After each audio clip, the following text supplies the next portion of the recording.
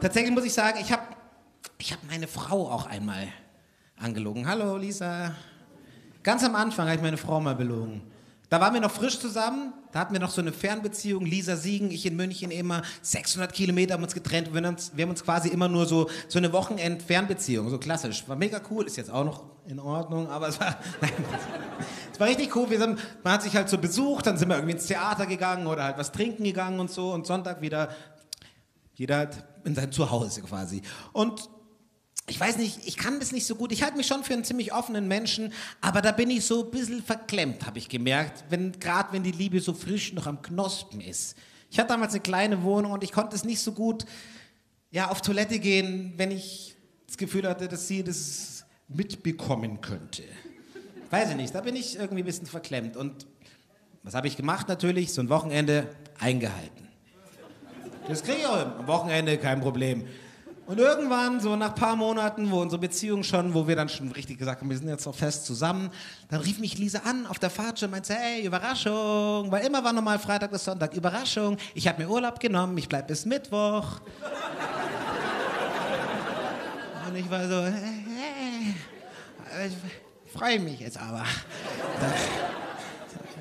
Freue mich richtig darüber, freue mich jetzt richtig. Was machst du dann? Ja, Sonntag alles easy, Montag ging auch noch und Dienstag war dann schon so Red Alert. Ja? Und wir sind abends irgendwie, haben Freunde getroffen, sind so aus meiner Wohnung raus zu einer Kneipe und ich gehe 3-4 Schritte und merke dann irgendwann, oh, Simon, deine Reise endet hier. Ich muss zurück. Ich wusste, ich muss zurück, es geht nicht mehr. Und jetzt müsste ich irgendwie dafür sorgen, dass sie weitergeht. Und habe gesagt, Lisa, geh du schon mal vor, die anderen warten ja auch schon. Und ich gehe noch mal kurz in die Wohnung rauf. Ich muss dringend noch mal kurz in die Wohnung rauf. Und dann meinte sie, warum musst du jetzt noch mal in die Wohnung rauf? Und ich bin wirklich, ich weiß es, ich bin sehr schnell im Kopf. Ich mache Impro-Comedy, hier mit Ralf Schmitz, bam, bam, mir fällt immer was ein. Da passiert ziemlich viel in meinem Kopf normalerweise. Aber das Beste, was mir eingefallen ist, als Antwort, warum ich jetzt noch mal zurück in die Wohnung muss. Ich habe damals zu ihr gesagt, ich muss noch mal in die Wohnung zurück, weil ich glaube, ich habe den Föhn angelassen. Das war meine Ausrede. Dass das für mich auch das realistischste Szenario war in dem Moment. Wie soll das ausgesehen haben? So, du kommst aus der Dusche raus, so...